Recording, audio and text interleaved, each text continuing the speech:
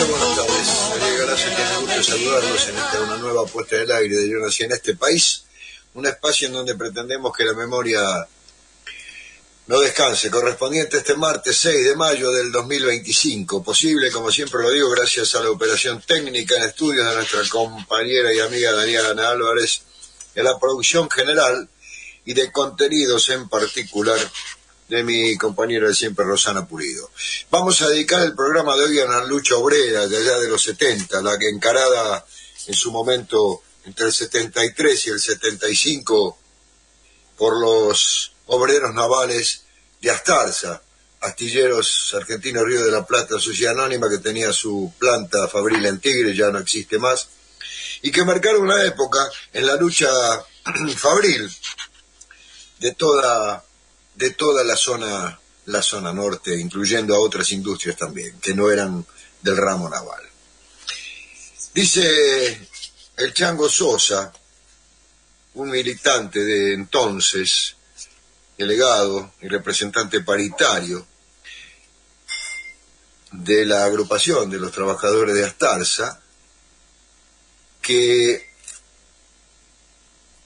había sido delegado de la fábrica. Las pésimas condiciones de trabajo en el astillero, de eso se trataba, producían continuos accidentes, muchos de ellos mortales, al punto que se pensaba de una manera fatalista que cada barco construido se llevaba la vida de uno o más obreros navales. Ante la nula defensa de nuestros derechos por la dirigencia sindical burocratizada, dice Chango Sosa, decidimos crear la agrupación gremial 12 de septiembre por el Día del Trabajador Naval. En el verano de 1973, un compañero se mató al caerse de una grúa de 20 metros de alto, y el 23 de mayo, 2 días antes de que asumiera el gobierno de la nación Héctor Cámpora, sucedió otro accidente mortal en el astillero. Se trató de una explosión en el barco, producto de una superposición de tareas, y juntar un oxigenista y un soldador en el doble fondo, que hirió gravemente al compañero José María Alessio.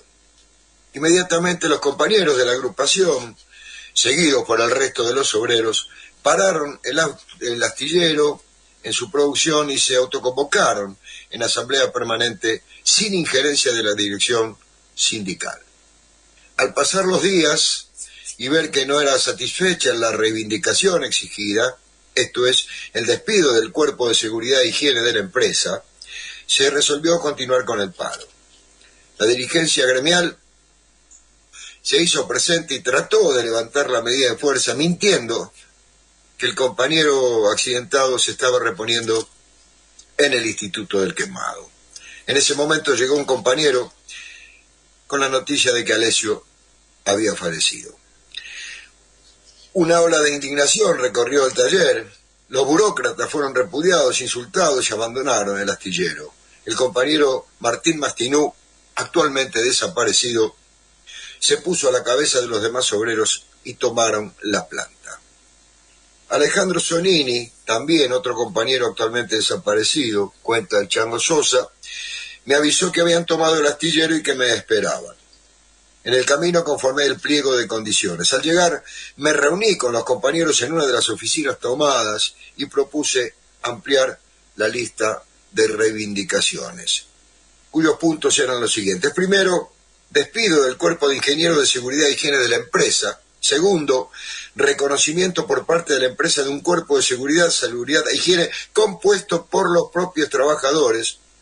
Tercero, reincorporación de todos los trabajadores despedidos por problemas políticos y gremiales de 5 años a la fecha de entonces. Cuarto, el pago de todos los salarios perdidos por el conflicto. Y en último término, la promesa de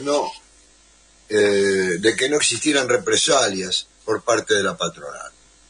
Después de varios días de la toma de fábrica, la lucha se ganó.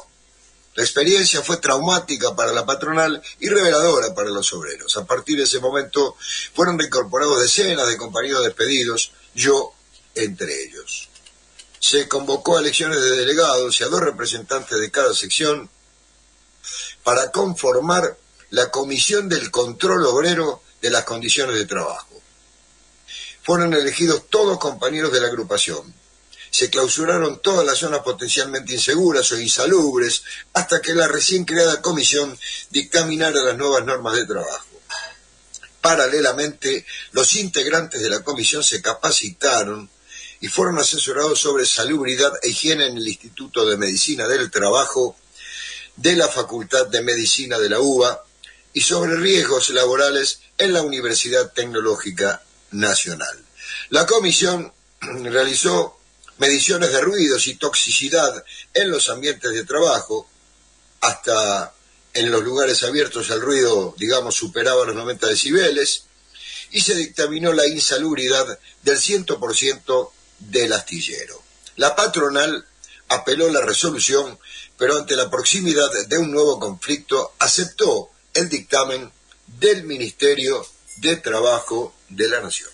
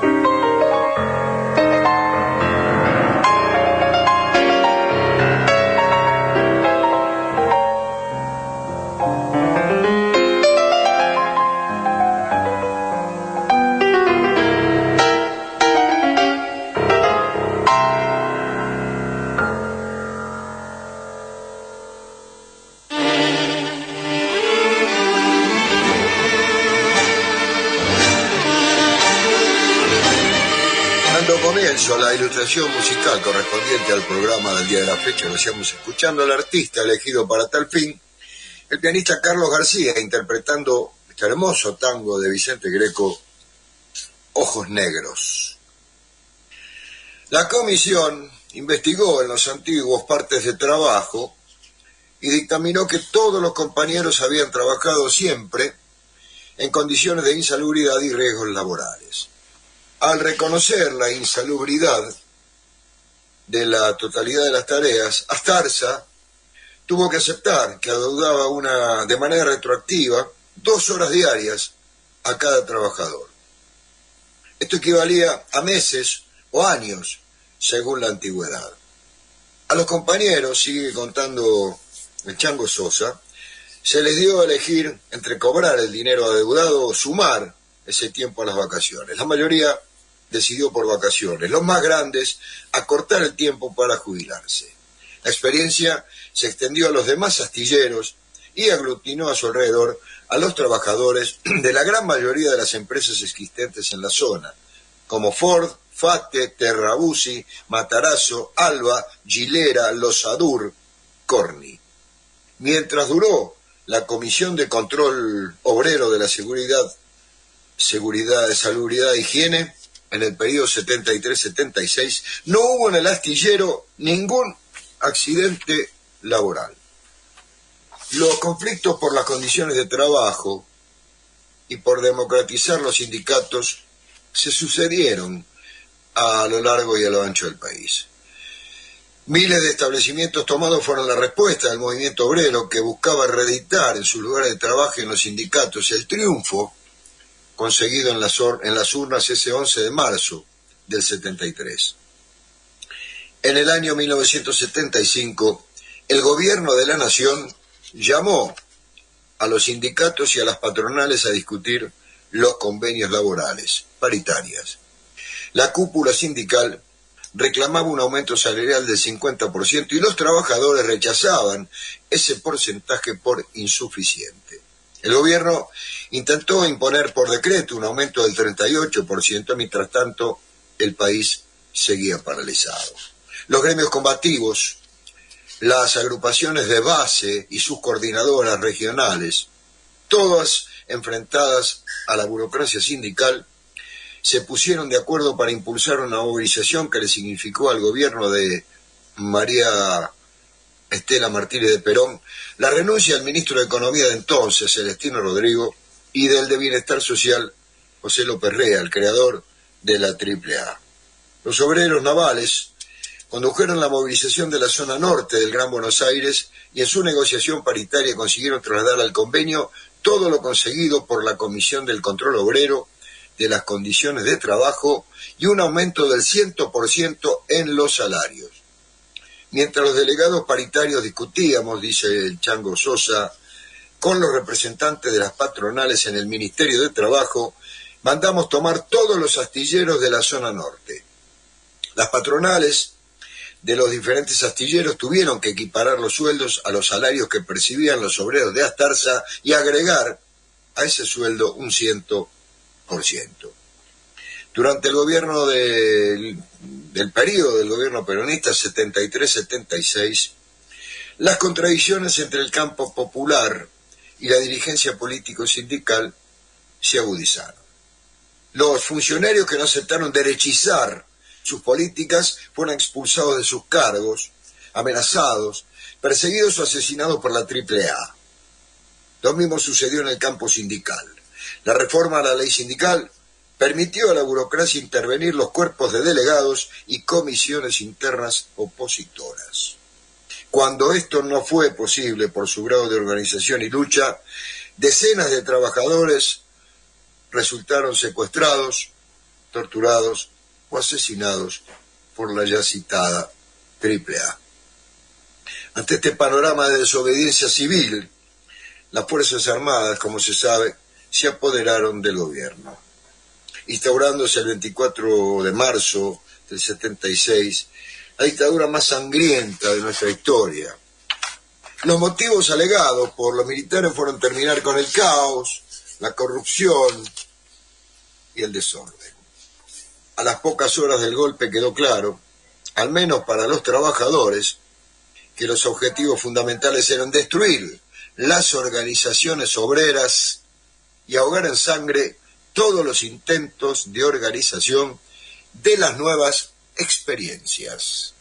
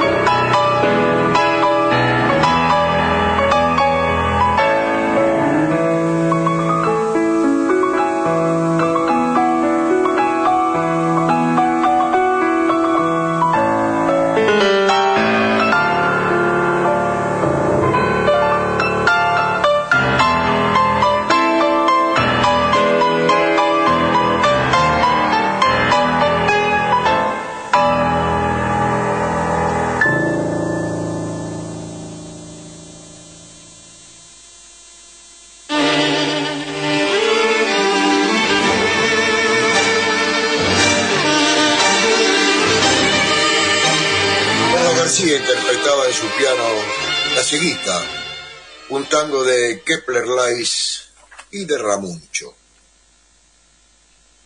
El 24 de marzo de 1976, tanques de guerra,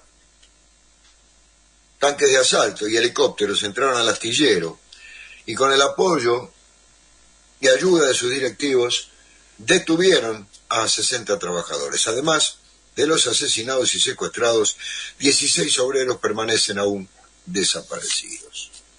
El día del golpe cívico-militar, el directorio de Astarza estaba integrado por Raúl Alemán, presidente, Eduardo Brown Cantilo, vicepresidente primero, Francisco Ramos Mejía, vicepresidente segundo, y los secretarios Armando Brown Menéndez, Eduardo Vidal, Oscar Brown Menéndez, Marcel Capdeville y Charles Lockwood. Dice cronista, del cual tomamos su texto de un artículo publicado en su momento respecto a la lucha de los obreros navales de Astarza, y a quien fuera a visitar al hospital, a uno de ellos. Yo no sabía, dice el cronista, que la última vez que iba a ver a Jaimito con vida sería en el mismo hospital donde años después pasé la noche cuidando a mi padre. Recién ahí, cuando operaron a mi viejo, me di cuenta de que ya había estado antes en el Sagrado Corazón, cuando Jaimito, se trata de Luis Venancio, estaba internado con cáncer y la quimio lo tenía medio volteado. Una tarde le llevé la computadora portátil para que viera las imágenes de la toma de 1973, cuando con un grupo de obreros navales ocuparon, como ya lo explicitáramos, los astilleros Astarza, porque uno de ellos había muerto quemado en un accidente de trabajo. Yo no sabía que era la última vez que lo iba a ver con vida, pero sí que estaba mal. Y tenía ganas de que viera las imágenes en blanco y negro del noticiero de Canal 9. Hacía 2 años que estaba tras ellas, el crudo del noticiero que mostró la hazaña de mis navales, los trabajadores de los astilleros de la zona norte. Yo, que tenía sus fotos de entonces, que había entrevistado a los sobrevivientes, a sus hijos y compañeras, los pude reconocer. El Bocha, el Huguito, el Tano. Y Jaimito, mi amigo, el que estaba en el hospital muy ocupado explicándole al periodista, que no se cansaba de decirle compañero, cómo habían triunfado sobre la patronal en esos días de junio de 1973. La distancia entre ese hombre orgulloso, de ojos claros y pelo enrulado, enumerando las conquistas, y la sombra calva acostada en la cama del hospital, debería haberme advertido de lo cerca que estaba la muerte, tan cerca como lo había estado en los portones del astillero donde Jaimito daba cátedra de sindicalismo en su día de victoria. Pero me distraje porque quedé atrapado por el brillo de sus ojos. En ese otoño del 2011, cuando volvió a verse fuerte y joven junto a sus compañeros, su mirada clara tenía el mismo orgullo y la misma alegría que la de 1973. Era la mirada de haber vencido, de haber sido parte de la historia. Si cerrás los ojos y te pido que te imagines un desaparecido, ¿qué figura te representás? Apostaría a que no es un obrero.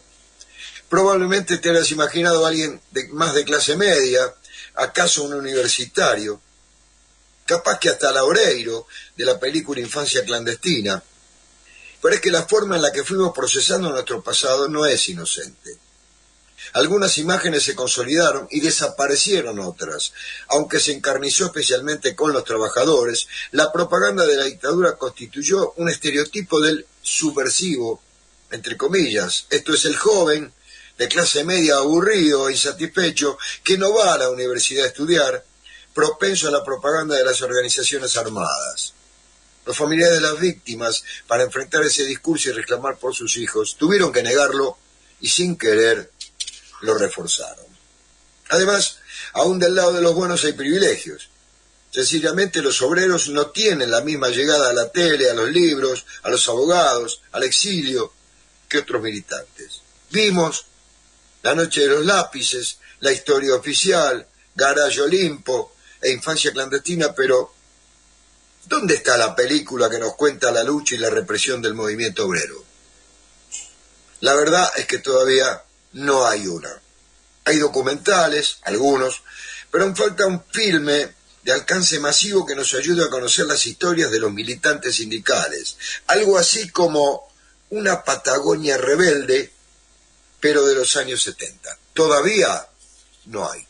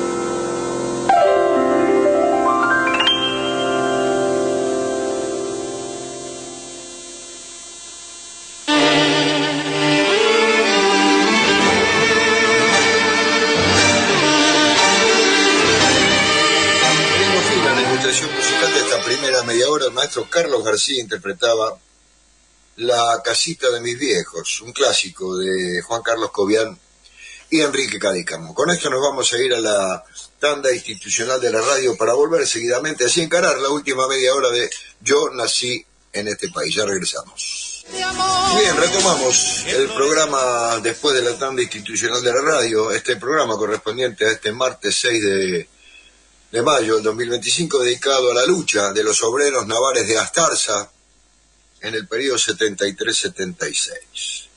Nos sigue diciendo Federico Lorenz, en su texto El obrero desaparecido de la memoria: tuve la suerte de conocer a algunas personas extraordinarias que podrían perfectamente ser los protagonistas de una película como esa, es decir, la que todavía, según Lorenz, está debiendo respecto de la suerte corrida por los militantes sindicales en la dictadura.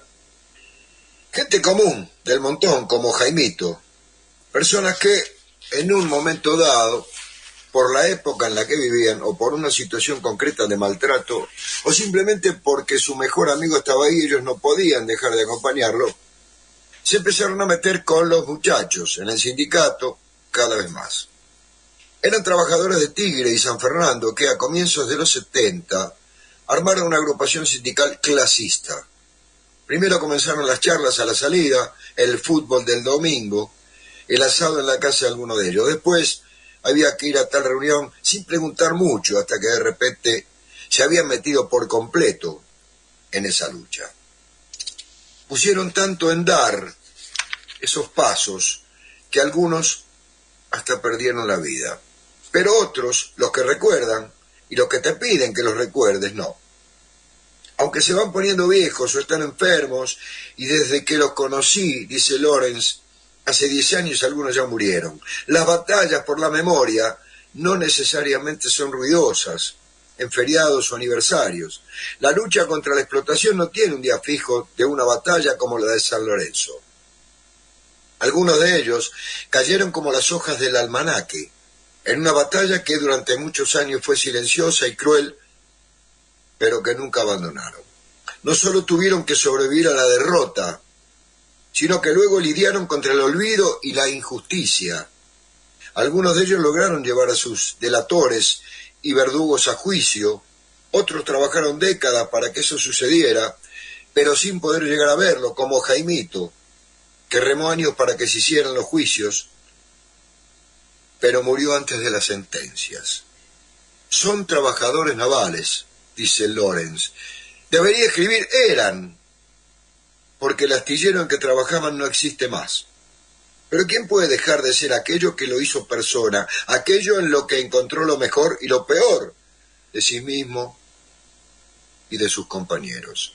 Son obreros navales, aunque los hayan corrido a tiros y secuestros de la fábrica, aunque hayan matado a la mayoría de ellos, aunque hoy, en el antiguo astillero Astarza, se estén construyendo departamentos y guarderías náuticas de lujo en el mismo lugar donde se botaban barcos y se hacían asambleas.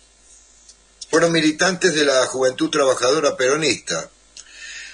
Armaron la agrupación obrera montonera más fuerte de la zona norte del conurbano, la José María Alesia, en homenaje a un compañero muerto por las quemaduras, como ya dijimos, que sufrió en un accidente de trabajo.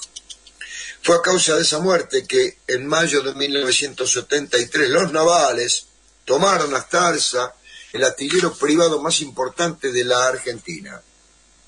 Fueron las imágenes de esa toma las que le llevé, dice Lorenz, a Jaimito al hospital. En junio de 1975, en el pico de movilizaciones provocadas por el Rodrigazo, Jaimito y sus compañeros fueron vanguardia junto a otras agrupaciones en las grandes marchas que se organizaron en todo el país. En el verano de 1976 ya habían asesinado a varios de ellos. Para abril del mismo año, los documentos de inteligencia de la policía decían que de esas organizaciones de superficie, como la agrupación Alesia, ya no quedaba nadie. O sea, los habían asesinado, secuestrado o se habían tenido que esconder. Todo pasó muy rápido. Después de la toma de 1973, los navales parecían invencibles. Discutían de igual a igual con los patrones y habían corrido a la burocracia sindical. Instalaron el control obrero de la producción a través de la Comisión Obrera de Higiene y Seguridad. Los delegados se rotaban en ella junto a los capataces e ingenieros para determinar la insalubridad de los trabajos y decidir si se trabajaba o no y cuánto se pagaba ese trabajo. Jaimito y sus compañeros ganaron la comisión interna de su sindicato. Se transformaron en los más peligrosos, entrecomillado, estos bichos colorados, como le decían a los obreros, entrecomillados, zurdos, aunque fueran peronistas. Pero ya ese mismo año, el ministro de Trabajo, Ricardo Otero, había anunciado que a los bichos colorados se los extermina con el mejor insecticida nacional. A partir de 1974, a los navales, que no paraban de crecer, los persiguieron de toda forma. Su lucha, construida en círculos concéntricos que iban desde la fábrica a sus casas, combinando movilización y fuerza, se replegó de la misma manera. Los corrieron del astillero, después los buscaron y los mataron en las calles, y finalmente los cazaron en sus casas. Pelearon contra la Santísima Trinidad, dice Federico Lorenz: la burocracia sindical, la patronal y la policía. Y perdieron.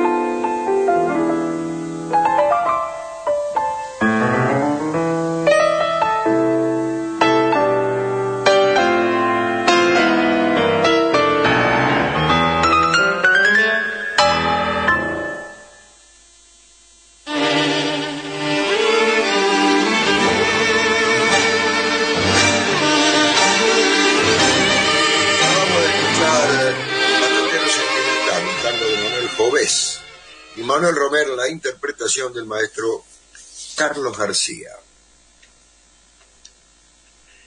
Para derrotar a los obreros de Aztarza, sigue diciendo Lorenz, la AAA mató a algunos durante el gobierno democrático de Perón y su mujer. El ejército secuestró a otros y perdieron a sus líderes. Altano Martín Mastinú le decían el Tosco de la zona norte. Lo secuestraron en 1975 y lo tuvieron que largar por las movilizaciones, pero está desaparecido desde 1976. A Luguito, que lo reemplazó, lo levantaron en el tren justo el día en que se iban a mudar a una casa más segura. Ana, su hija, todavía recuerda cuando se abrieron las puertas del vagón, del que esperaron en vano con su hermana melliza y con su mamá verlo salir. Huito era el mejor amigo de Jaimito, que bautizó así a su hijo. Nombres y apodos que son rostros en las pancartas, caras congeladas en su juventud, fotografía recortada de una fiesta de casamiento mitológica. Era el casamiento del Tano, que siempre iba al frente. Todos habían trabajado en la construcción de su casa, como todos eran parte de la agrupación sindical. Eran amigos y compañeros, sin saber muy bien dónde empezaba lo uno y terminaba lo otro. Pasaban de un espacio a otro sin solución de continuidad, y por eso la derrota fue un daño tan grande, porque fue mucho más que el fracaso de un proyecto político. Fue la destrucción de una forma de vida. De ellos, de los muertos, hablan con amor y reverencia quienes los sobrevivieron. Agigantan sus gestos, sus acciones, pero las cuentan y las arman tan grande que dejan espacio para revisar sus defectos, sus fallas, y terminan descubriendo que los quieren más precisamente por haber discutido, por haberse equivocado. La derrota posterior no hace más que agigantar los años que lucharon juntos. Debe ser muy difícil, dice Federico Lorenz, tener la victoria al alcance de la mano y saber que la perdieron para siempre, y que en esa pérdida se fueron también la vida de tantos seres queridos. Debe ser una enormidad sentir eso. Por eso es que la verdad, yo honro a los muertos, pero a los que más quiero es a los vivos, porque resistieron entonces, porque tuvieron que lidiar con sus memorias y las de ellos, porque durante muchos años no encontraron espacios para recordar sus luchas. Yo tuve la suerte, sigue diciendo Lorenz, de conocer al Bocha, Héctor González, que se murió de cáncer en los pulmones, tal vez como consecuencia tardía de las condiciones de trabajo con las que lucharon. Era lo que en política se llamaba un simpatizante, apenas un periférico. Pero eso no quiere decir que no se jugara la vida como todos. Al margen de que a Héctor le reventaron la casa para llevarse a sus cuñados. El 24 de marzo de 1976, el ejército entró en los astilleros con listas de los agitadores y activistas. El Bocha fue a trabajar ese día y todos los días hasta 1978, cuando ya no pudo más. Le dolía la cabeza cada vez que entraba, porque el mundo en el que había vivido estaba patas para arriba y sus mejores amigos rajados o muertos. En el astillero pisaban fuerte los que le habían hecho la contra hasta 1976, los delatores y unos cuantos acomodaticios.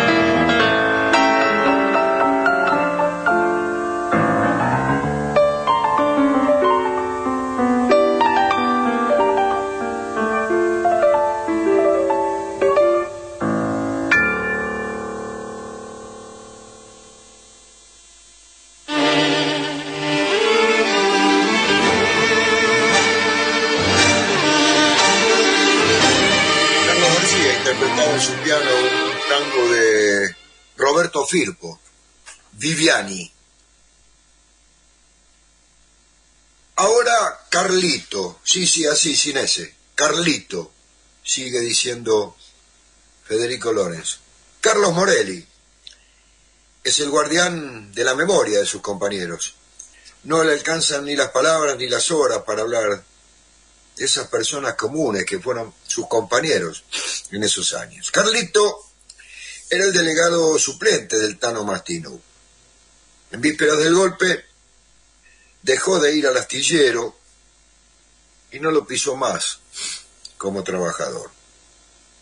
Piensa que capaz se les pasó la oportunidad, que tuvieron la victoria al alcance de la mano y por no haber seguido a los más decididos, perdieron. Como me dijo una vez, dice Lorenz, algunos siguen luchando desde su lugar o remontando ese barrilete que no remonta ni en pedo porque no tiene cola. Seguimos yendo a las marchas y cuando volvemos en colectivo nos baja la cana bajo la lluvia y somos unos viejos chotos que todavía estamos dándoles vueltas y que sabemos que es medio al pedo seguir yendo a una marcha que no te dan pelota. Y entonces yo recién ahora entendí lo que decían los muchachos en el 74, en el 75. Esto se lo sacás a los tiros o no se lo sacás. Y se quedó serio. Repitió varias veces esa idea y terminó con los ojos brillantes, diciendo, recién ahora entendí a los muchachos. Me llegó tarde. Jaimito, dice Lorenz, piensa que Huguito le salvó la vida. En su nombre militó incansablemente por la memoria de sus compañeros, por impulsar los juicios a los civiles cómplices. Jaimito era uno de los pocos con quienes se podía hablar de cualquier cosa, de la lucha, de los proyectos, de la violencia que habían ejercido, pero también de los miedos y de las debilidades. Él lo sabía bien, porque en un momento no pudo más y lo habló con su responsable, con Huguito. Y Rivas, el Huguito, que lo quería y lo conocía tanto, pero tanto, que por Jaimito se había metido en la agrupación, le dijo que aflojar estaba mal, pero que él era un peligro mayor en esas condiciones. Y se tomaron unos días para pensarlo. Decirle eso en 1976 era despedirse. En esos días grises fue la forma digna que Hugo tuvo de decirle adiós. A Jaimito debería haberlo sancionado, denunciado, porque era su responsable, pero era uno de los muchachos. ¿Cómo hacer algo así? Por eso, dice Lorenz, creo yo, una tarde que conversábamos con Jaimito acerca de la posibilidad de un hecho cuestionable que yo creía habían producido ellos, él aceptó conversarlo. Pero me dijo como al pasar que últimamente le estaba molestando que se dedicaran tantos estudios a la rigidez de la moral revolucionaria y a la violencia de los montos y a lo equivocado del proyecto, con muchos etcéteras. Y me soltó la pregunta, ¿por qué no hablas de lo que nos hicieron a nosotros? Se refería, claro, dice Lorenz, a los secuestros, a los asesinatos, a las violaciones de las esposas en el barrio de trabajadores navales. Pero estoy seguro de que también reaccionaba contra el despojo de sus historias. Desde entonces, concluye Lorenz en El obrero, desaparecido de la memoria, no dejó de pensar que los verdaderos héroes son los sobrevivientes, que se bancaron la derrota y las primeras memorias urgentes de los años 80 que, como también se construyeron con olvidos, al principio no los incluyeron. Hay que ser de una madera especial para bancarse eso, la derrota y el olvido. Porque una cosa es ser uno de esos héroes de los libros o de las películas, pero otra muy distinta es ser una persona común, como vos, como yo, que sintió que la victoria estaba a la vuelta de la esquina, que puso todo para alcanzarla, y que de golpe despertó para ver que se le había perdido, que se le habían quitado, y que tantos como él habían dejado hasta la vida en ese camino.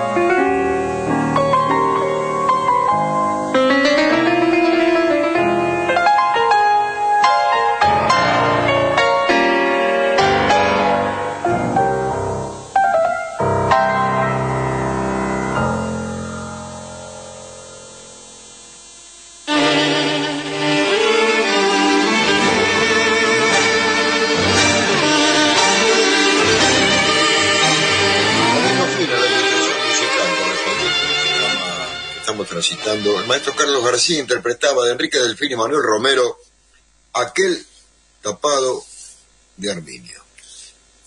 Con esto nos vamos a despedir, si Dios quiere, hasta el próximo martes, cuando pongamos en el aire un nuevo capítulo de Yo nací en este país, un espacio en donde pretendemos que la memoria no descanse. Por eso traemos al presente,